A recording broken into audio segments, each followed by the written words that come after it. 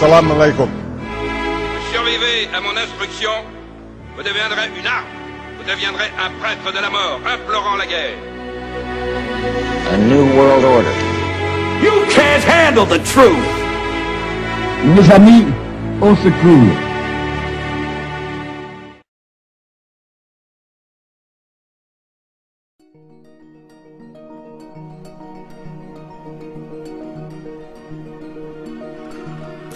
Hachem, ce même Dieu, l'éternel, Echad, il est un. Ça veut dire quoi, un? Ça veut dire qu'il n'y a rien qui se passe sans lui. Il n'y a rien hors de lui.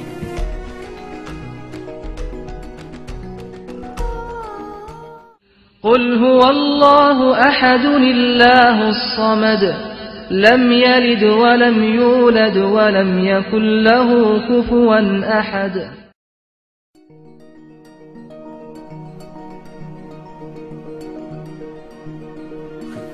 Depuis 2000 ans, les chrétiens croient en un seul Dieu, qui est Père, Fils et Saint-Esprit. Le Père est Dieu, le Fils est Dieu, le Saint-Esprit est Dieu, et ça ne fait pas trois dieux, mais un seul Dieu. Et pourtant, le Père n'est pas le Fils n'est pas le Père, le Saint-Esprit n'est ni le Père ni le Fils, et ni le Père ni le Fils ne sont le Saint-Esprit. C'est incompréhensible, mais ce n'est pas contradictoire. C'est incompréhensible, mais ce n'est pas contradictoire.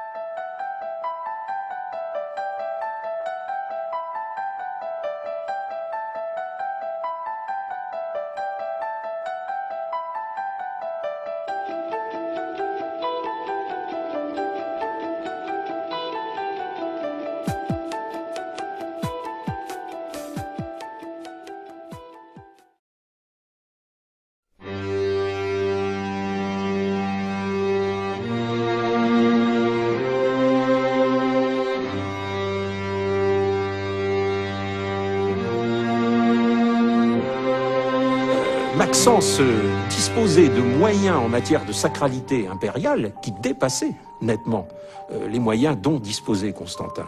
Et on peut se demander donc, en tout cas l'hypothèse mérite d'être formulée, si dans cette surenchère, dans cette compétition à la fois militaire, politique et religieuse en termes de sacralité, Constantin n'en est pas venu à se dire que le seul moyen de battre Maxence dans ce combat, c'était d'invoquer le soutien d'un dieu encore plus puissant, plus universel que tous les dieux que Maxence invoquait, et un dieu auquel Maxence n'avait pas songé.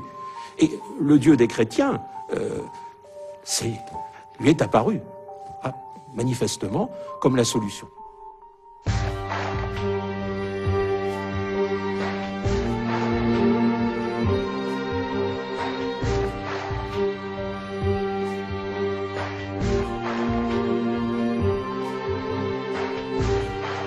Constantin rêve que le Seigneur lui prescrit de prendre comme signe les deux initiales de son nom, la lettre grecque chi qui est un grand X et la lettre grecque rho qui, comme en russe aujourd'hui, est une sorte de P, de mettre ça sur le bouclier de ce soldat, et s'il fait ça, il sera vainqueur.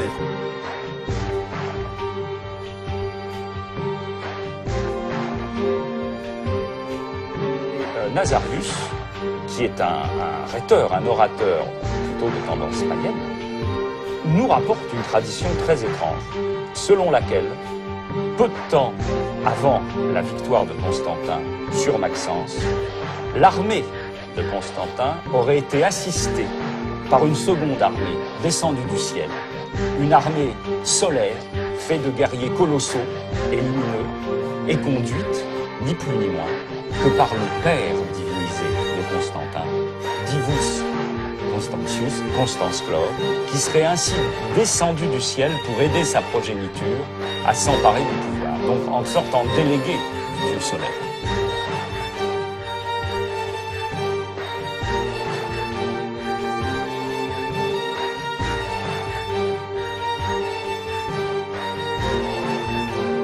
raison d'État. Il agissait selon la raison d'État. Il était convaincu d'avoir raison, non pour des raisons religieuses ou spirituelles, mais pour des raisons politiques. Il pensait que c'était mieux pour l'Empire. L'une des histoires clés pour comprendre le christianisme, c'est le mythe du Fils de Dieu.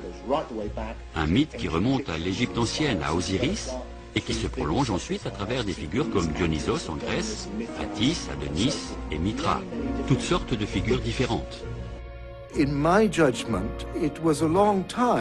À mon avis, il avait épousé le Dieu chrétien depuis longtemps. Non pas comme Dieu unique, mais comme un Dieu de plus dans son panthéon.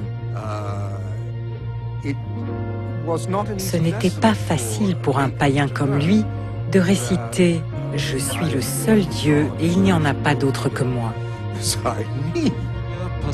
Il n'y a donc rien de fondamentalement nouveau à ce qu'un empereur choisisse le Dieu des chrétiens et en fasse un usage politique.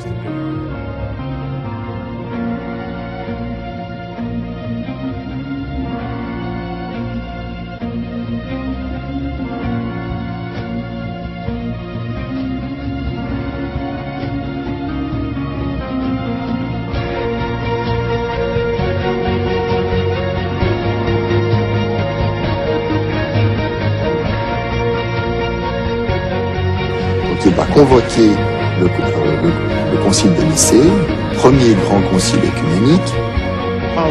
L'empereur était l'homme le plus puissant de l'Assemblée. Il allait personnellement d'un évêque à un autre avec un bout de papier qui leur demandait de signer. C'était lui, le païen, qui décidait de l'orthodoxie religieuse, du vrai chemin. The true way.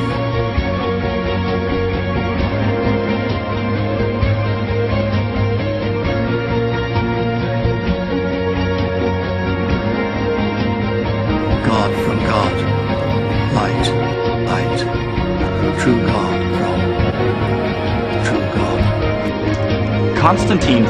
Constantin jouait sur tous les tableaux. Il était d'une ambition démesurée. Il ne négligerait aucun moyen pour étendre son pouvoir.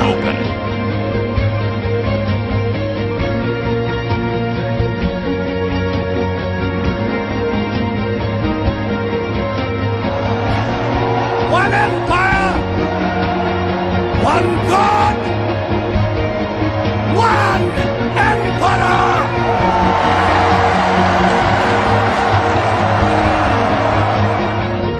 We can't make Jesus a man God because the Romans and the Greeks had men gods.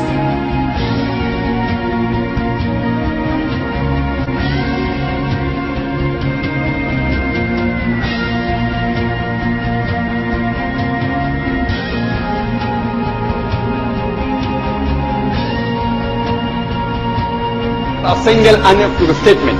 And the complete Bible, where Jesus, peace be upon him, himself says he's God, why he says worship me.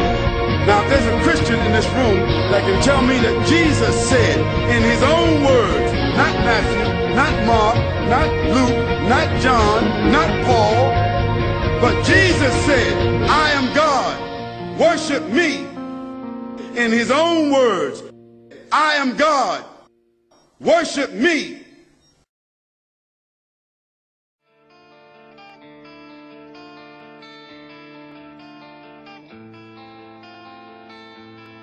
Le visage qui va émerger de cette reconstitution sera assez proche de celui qu'avait cet homme de son vivant. Progressivement, on se rapproche de l'apparence qu'il a pu avoir. Récemment, la télévision a fait de lui une reconstitution qui donne une idée du visage d'un habitant d'Israël il y a 2000 ans.